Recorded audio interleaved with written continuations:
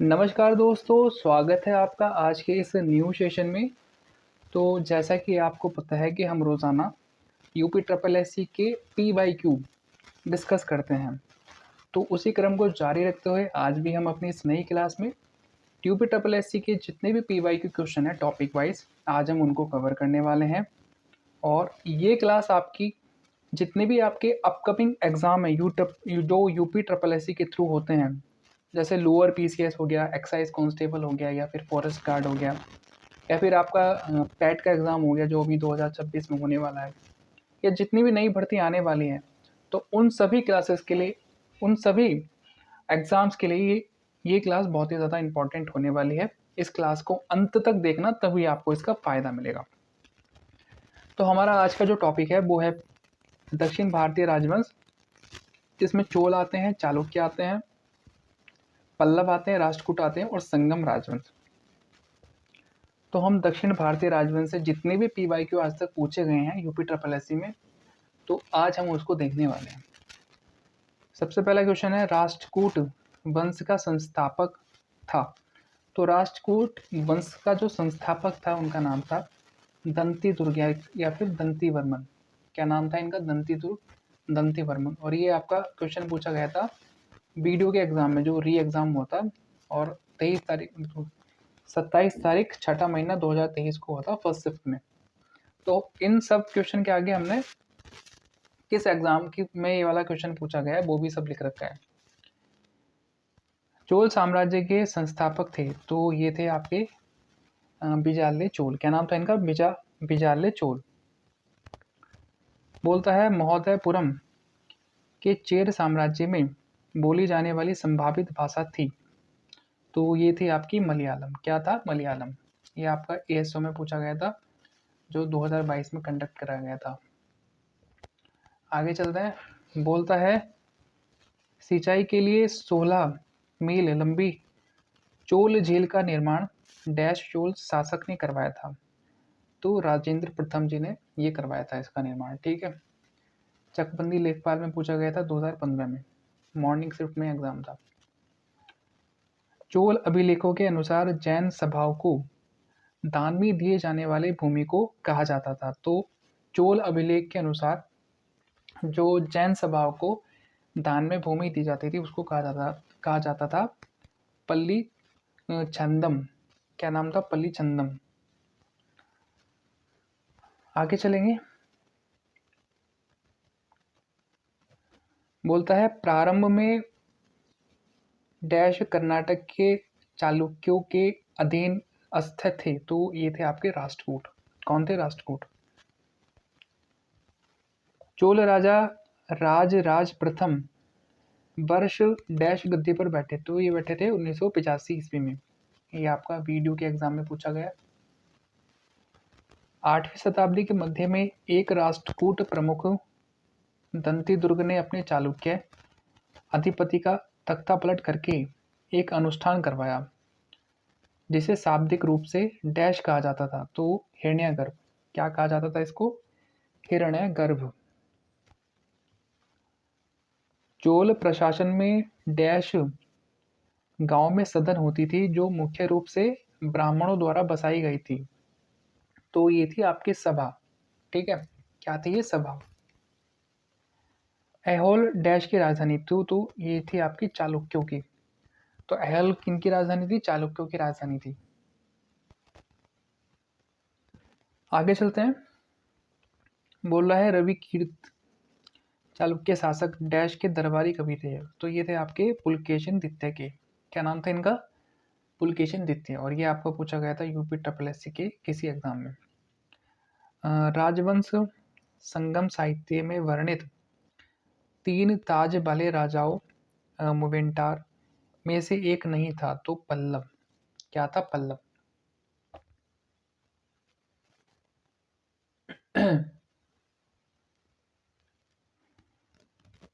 बोलता है कवि डैश ने उत्तरवर्ती चालुक्य शासक विक्रमादित्य 6 की जीवनी लिखी। तो बिल्हड़। क्या नाम था इनका? बिल्हड़। बिल्हड़ ने क्या करा था? विक्रमादित्य 6 यानी कि 6 नंबर के थे। ठीक है। इनकी जीवनी लिखी थी बिल्लर ने। चालुक्य राजवंश ने वातापी में शासन किया, जो आधुनिक समय में डैश राज्य में है, तो ये कर्नाटका। क्या नाम है इसका? कर्नाटका। 12वीं शताब्दी में कर्नाटक में एक नवीन आंदोलन का उद्भव हुआ, जिसका नेतृत्व बासावन, जो आपके 1106 से लेकर 68 तक रहे, नामक एक ब्राह्मण ने किया, जो प्रारंभ में जैन मत को मानने वाले थे और डैश राजा के दरबार में मंत्री थे। तो ये थे आपके चालुक्य। क्या नाम था इनका? चालुक्य। बादामी डैश की सबसे पुरानी राजधानी थी, तो चालुक्य राजवंश। आगे चलते हैं। अब हम डिस्कस करने वाले हैं आपके पाल वंश के जितने भी पीवाईक्यू पूछे गए हैं, तो उन सबको हम देखने वाले हैं। पहला क्वेश्चन है, पाल साम्राज्य भारत के डैश हिस्से से संबंधित है, तो ये पूरब में, भारत के पूरब में इनका विस्तार था। पाल वंश का पहला शासक डैश था, तो गोपाल। गोपाल जो था पाल वंश का पहला शासक था। पूर्व मध्यकाल में डैश पर नियंत्रण पाने के लिए एक प्रसिद्ध त्रिपक्षीय युद्ध लड़ा गया था, तो ये था आपका कन्नौज। ठीक है। कन्नौज पर नियंत्रण पाने के लिए क्या करा गया था? त्रिपक्षीय युद्ध लड़ा गया था। आगे चलते हैं। बोलता है, प्रसिद्ध कवि और नाटककार राजशेखर डैश प्रतिहार राजा के दरबार में दरबारी कवि थे, तो ये महेंद्र पाल के। किसके? महेंद्र पाल जो प्रतिहार थे, ये इनके दरबार में दरबारी कवि थे। डैश विश्वविद्यालय की स्थापना पाल ने की थी, तो विक्रमशील। तो पालों ने कौन से विश्वविद्यालय की स्थापना की थी? विक्रमशील की। 9वीं शताब्दी में प्रसिद्ध विक्रमशील विश्वविद्यालय की स्थापना डैश ने की थी, तो धर्मपाल ने। किसने की थी? धर्मपाल ने। औदंतपुरी शिक्षा केंद्र डैश राज्य में अब स्थित है, तो ये बिहार में है। कहाँ पे? बिहार में। आगे चलते हैं। अब बात करने वाले हैं हम राजपूत वंश की। तो राजपूत वंश से जितने भी आपके पीवाईक्यू आए हैं, तो उन सबको हम देखने वाले हैं। कह रहा कि 12वीं शताब्दी के आरंभ में दिल्ली पर डैश का शासन था, तो तोमर वंश का। 12वीं शताब्दी के प्रारंभ की बात कर रहे हैं। ठीक है। जयचंद ने विश्वघात के कारण पृथ्वीराज चौहान की पराजय हुई। कालांतर में जयचंद डैश में मारा गया, तो जयचंद जो था चंदावर के युद्ध में मारा गया था 1194 ईस्वी में। ठीक है। खजुराहो के मंदिर डैश राजवंश के दौरान बनाए गए थे, तो ये चंदेल राजवंश के दौरान जो है बनाए गए थे। ठीक है। सबसे प्रसिद्ध डैश शासक पृथ्वीराज तृतीय थे, जिन्हें 1192 में एक अफगान शासक सुल्तान मोहम्मद गौरी ने हराया था, तो ये थे आपके चौहान। ठीक है। चौहान यानी कि पृथ्वीराज चौहान। ठीक है। मध्य प्रदेश राज्य में 11वीं शताब्दी की भोजशाला की संरचना का निर्माण डैश राजवंश के संरक्षण में किया गया था, तो ये किया गया था परमार। ठीक है। परमार राजवंश के संरक्षण में भोजशाला की संरचना का निर्माण किया गया था 11वीं शताब्दी में। आगे बोलता है, जयमल और फत्ता वे योद्धा थे जिन्हें डैश के किले की रक्षा करने का प्रभार सौंपा गया था, तो चित्तौड़ की। ठीक है। चित्तौड़ के किले की रक्षा करने का इनको प्रभार सौंपा गया था। किनको? जयमल और फत्ता को।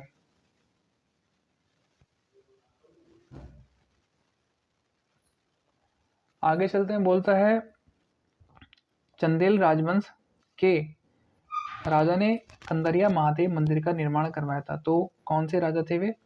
तो वे थे धंगदेव ने। धंगदेव ने क्या कराया था? कंदरिया महादेव के मंदिर का निर्माण करवाया था। डैश ने कन्नौज यानी कि कन्याकुंज को अपनी राजधानी बनाया, तो ये थे प्रतिहार राजवंश। क्या नाम था इनका? प्रतिहार राजवंश। जब हार निश्चित हो जाती थी तो डैश पुरुषों का साका या शाक नामक एक अनुष्ठान कराना होता था, जो कि उनकी अंतिम लड़ाई थी जिससे वे वापस नहीं आ सकते थे। तो राजपूत, ठीक है, राजपूत पुरुषों को क्या करना होता था, शाका नाम का एक अनुष्ठान कराना होता था, जो कि उनकी अंतिम लड़ाई थी जिससे वे वापस नहीं आ सकते थे। डैश प्रतिहार वंश के महानतम शासक थे। तो प्रतिहार वंश के जो सबसे महानतम शासक थे उनका नाम था मिहिर भोज। पृथ्वीराज चौहान ने डैश से विवाह किया था। वह उनके शत्रु जयचंद गढ़वाल की बेटी थी। तो संयुक्ता, क्या नाम था, संयुक्ता से इन्होंने विवाह किया था। पृथ्वीराज चौहान के पिता डैश थे। तो सोमेश्वर चौहान, ठीक है। अब पृथ्वीराज चौहान से ये जयचंद क्यों चिढ़ते थे, क्योंकि जो सोमेश्वर चौहान की वाइफ थी, यानी कि पृथ्वीराज चौहान की जो माता जी थी, तो उनका जब स्वयंवर हुआ था तो उस स्वयंवर में जयचंद भी गया था। और जयचंद पृथ्वीराज चौहान की मम्मी से, जो उनकी माता थी, उन उनकी मतलब उनसे प्यार करता था। सुंदर थी बहुत ज़्यादा देखने में वो, ठीक है। तो जब स्वयंवर हुआ तो उन्होंने सोमेश्वर चौहान जी को पसंद किया, ठीक है। तो इसलिए जयचंद इनसे चिढ़ने लगा, सोमेश्वर चौहान से। और जब सोमेश्वर चौहान से चिढ़ने लगा तो पृथ्वीराज चौहान से भी चिढ़ने लगा, क्योंकि पृथ्वीराज चौहान क्या थी, इनकी औलाद थी, ठीक है। डैश दो प्रमुख शहर चाहमानों के नियंत्रण में थे। तो दिल्ली और अजमेर, दिल्ली और अजमेर जो शहर थे वो चाहमानों के नियंत्रण में थे। मोहम्मद गौरी को 1991 में एक डैश शासक ने हराया था। तो चौहान। फिर अगले साल ये हार गए थे मोहम्मद गौरी से। अब हम बात करने वाले हैं प्राचीन कालीन साहित्य एवं साहित्यकार से जितने भी आपके यूपी ट्रिपल एससी में क्वेश्चन पूछे गए हैं उन सबको हम देखने वाले हैं। कहता है कि कादम्बरी के लेखक हैं तो बाण भट्ट। क्या नाम था इनका, बाण भट्ट जो थे आपके कादम्बरी के लेखक हैं। कश्मीर के इतिहास का विवरण देने वाली पुस्तक राज तारंगणी डैश इतिहासकार द्वारा लिखी गई थी। तो कल्हड़ के द्वारा, किनके द्वारा, कल्हड़ के द्वारा ये लिखी गई थी। प्राचीन भारतीय ग्रंथ अर्थशास्त्र के लेखक डैश हैं। तो विष्णुगुप्त। तो विष्णुगुप्त जो है आपके अर्थशास्त्र के लेखक हैं। शूद्रक द्वारा लिखित मृच्छकटिकम का साहित्यकार प्रकार डैश है। तो नाटक। किस तरह का है ये साहित्य का, मतलब ये किस तरह का है साहित्य में, किसका, जैसे उपन्यास बोलते हैं या फिर संस्मरण बोलते हैं, तो ये नाटक है, नाटक में काउंट होता है। तमिल व्याकरण की डैश रचना है जिसे तमिल साहित्य की सबसे पुरानी मौजूदा रचना कहा जाता है। तो तोल काप्यम, क्या नाम है इसका, तोल काप्यम। नीतिसार राजनीति के तत्व जिसको बोलते हैं, जिसमें कौटिल्य के अर्थशास्त्र का प्रारंभिक मूल पाठ शामिल है, डैश के द्वारा लिखा गया था। तो कामंदक, कामंदक के द्वारा, क्या नाम था इनका, कामंदक।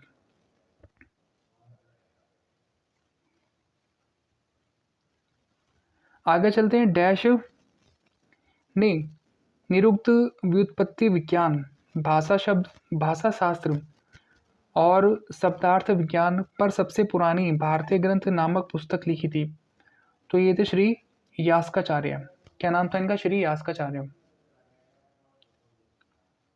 विष्णु शर्मा द्वारा लिखी गई प्रसिद्ध पुस्तक पंचतंत्र, जिसमें पशु दंत कथाएं और कहानियां शामिल हैं, मुख्य रूप से मौखिक परंपराओं से संबंधित हैं, जो मूल रूप से डैश भाषा में लिखी गई थी। तो ये संस्कृत में, ठीक है, क्या नाम हो जाएगा, संस्कृत। प्रसिद्ध संस्कृत ग्रंथ लीलावती डैश विषय पर लिखा गया था। तो गणित पर। मालविका अग्निमित्रम पुस्तक डैश ने लिखी है। तो ये लिखी है आपके कालिदास जी ने। अभिज्ञान शाकुंतलम किताब के लेखक हैं तो ये आपके कालिदास जी हैं। विशाख दत्त द्वारा लिखित मुद्रा राक्षस डैश भाषा में लिखा गया तो ये संस्कृत में लिखा गया था। ठीक है, अब हम बात करेंगे प्राचीन कालीन स्थापत्य कला और चित्रकला। तो प्राचीन कालीन स्थापत्य कला और चित्रकला से जितने भी आपके पीवाई के पूछे गए हैं तो उन सबको हम देखने वाले हैं। बोलता है कि मैगस्थनीज जिसने भारत के बारे में प्रसिद्ध ग्रंथ इंडिका लिखी थी वह मूल रूप से डैश देश का था तो ग्रीस का था। आगे बात करेंगे डैश संगम साहित्य के रूप में प्रसिद्ध है तो तमिल साहित्य। तो तमिल साहित्य जो है आपका संगम साहित्य के लिए प्रसिद्ध है और ये बहुत ही फेमस क्वेश्चन है, ये बहुत सारे एग्जाम में पूछा जाता है बार बार।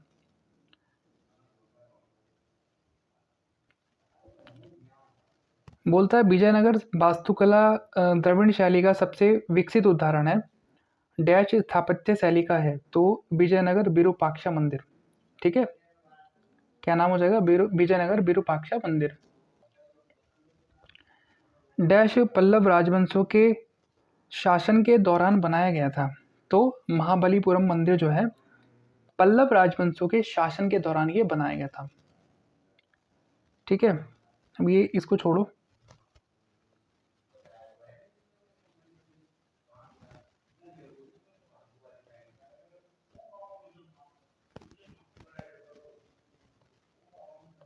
इसको छोड़ो। बोल रहा है कि स्तूप के अर्धवृत्ताकार टीले के ऊपर देवताओं के निवास का प्रतिनिधित्व करने वाली बालकनी जैसी संरचना कहलाती है तो हर्मिका।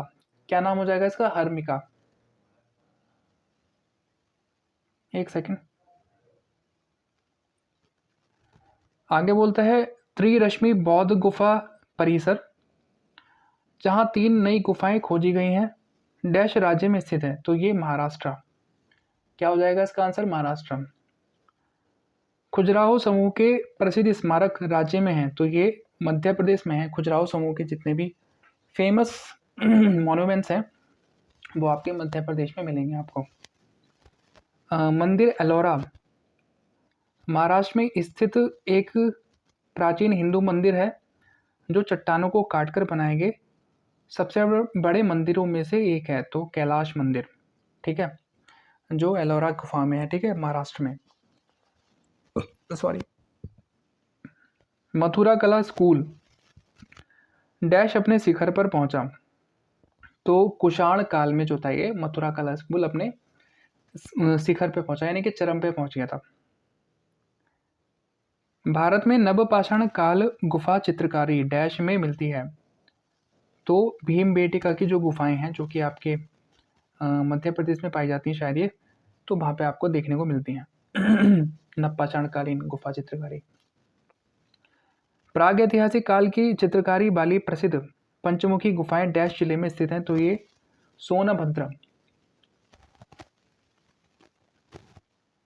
बोलता है डैश संगम युग के दौरान तमिलों के जीवन को प्रदर्शित करता है तो किजांडी संग्रहालय। क्या नाम है इसका? किजांडी संग्रहालय। प्रारंभिक भारतीय इतिहास के संदर्भ में शब्द NBPW डैश है तो मिट्टी के बर्तन का प्रकार। क्या है ये? मिट्टी के बर्तन का प्रकार। 9वीं और 11वीं शताब्दी के बीच की अवधि के दौरान बंगाल से प्रचलित मूर्ति कला की शैली को डैश कहा जाता है तो पाल शैली। क्या कहा जाता है इसको? पाल शैली। भारतीय और चीनी चित्रकारों द्वारा बौद्ध चित्रों के लिए 5वीं और 10वीं शताब्दी के बीच पश्चिमी डैश में तैलीय रंगों का इस्तेमाल किया गया था तो ये अफगानिस्तान। ठीक है, अफगानिस्तान में क्या करा गया था? जो तेलीय रंग थे उनका यूज किया गया था। डैश अजंता गुफाओं की चित्रकारी और मूर्ति कलाओं से संबंधित है तो जातक कथाएं। तो जातक कथाएं जो है आपकी अजंता गुफा की जो चित्रकारी है और मूर्ति कला से संबंधित है। तो ये थे आपके आज के कुछ हिस्ट्री के टॉपिक और उनके क्वेश्चन। आई होप आपको ये क्लास अच्छी लगी होगी और आपके एग्ज़ाम में भी बहुत ज़्यादा हेल्पफुल हो। ठीक है? तो अगर आपको अच्छी लगी है तो लाइक कर दो, चैनल को सब्सक्राइब कर लो।